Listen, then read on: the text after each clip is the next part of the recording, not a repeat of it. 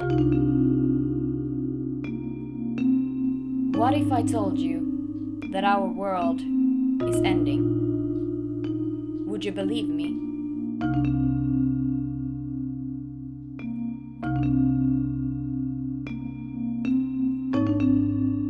Yes? Well, good.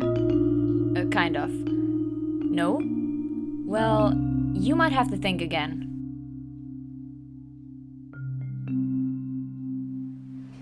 Our world has suffered a lot. It's been hurt, but every time it's always been able to heal itself.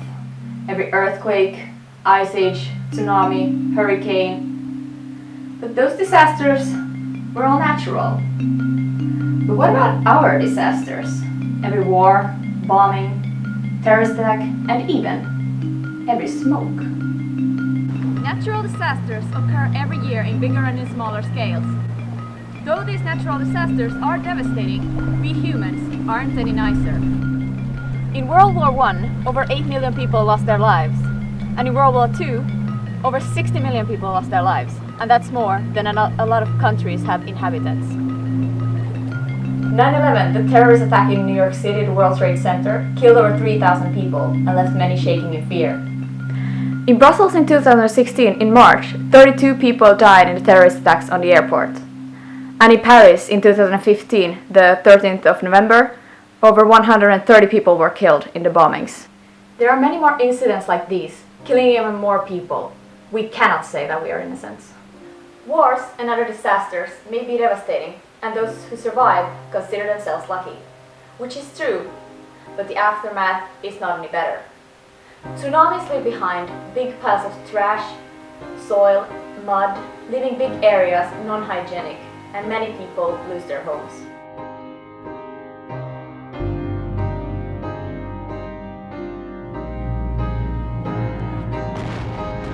Wars leave behind not only broken relationships between countries and people, but also tons of chemicals from weapons. One of these is carbon dioxide, which is a greenhouse gas, and in small amounts it's not that dangerous, but in big amounts it's deadly. Carbon dioxide is the air that we humans breathe out, so then the plants can breathe in and in exchange give us oxygen that we need to survive. We humans are not made to breathe in carbon dioxide in big levels.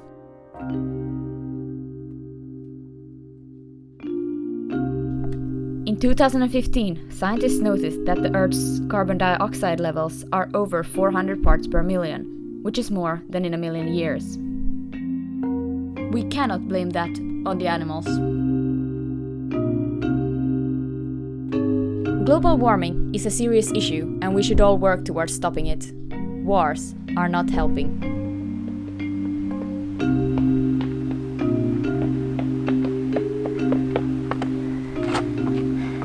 In 2009, scientists noticed that the global warming is arriving at a faster and more dangerous pace than what they originally anticipated. Global warming is also responsible for extreme weather changes. One day snow, the other heat wave.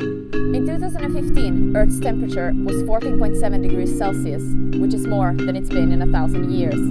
This rise in temperature causes the ice at the poles to melt, raising the sea levels, which could lead to devastating results in some countries, for example, the Maldives.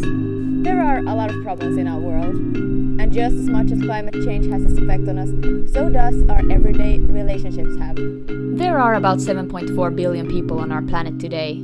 Every day people die and people are born. Social interaction is a big part of our life. We need each other. In our history, human relations have played a big part. If we today look back at some of the most memorable moments in history, we find a lot of racism and conflict. In 1964, black people got equal rights in the US. That's 52 years ago. And still, to this date, some people don't seem to understand that. It's just as if these people think that having another skin color makes a person less of a person? No matter skin color, sexuality, religion or age, we are all equal. We all make mistakes, some bigger, some smaller.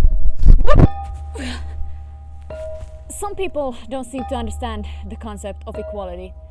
They think they are better for some reason. One day, when I was walking in a park, a gay couple sat on a bench holding hands. They leaned in for a kiss, and as they kissed each other, a mother and her daughter walked by. The mother looked back at her child and said, "That's wrong and disgusting." The daughter looked back and said, "Why? They're in love, Mom."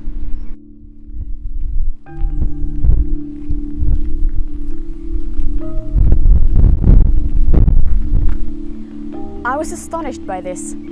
This little girl did not care about her mother's opinion. That shows that we are all born neutral, and our everyday actions are affected by our families and society. This little girl did not see our society's norms. She could only see the love. Those who are homophobic often have the argument of, but they can't have kids. Love is not determined by whether you can have kids or not. Kids are not the definition of love. Kids are an extension of love. Remember, if you ever complain about something, think, how can you make it better? If you ever see someone being discriminated, stop it. If you ever think about hurting someone, think of the consequences and don't. If you ever litter or see someone litter, pick it up. Only together, in peace, can we survive this.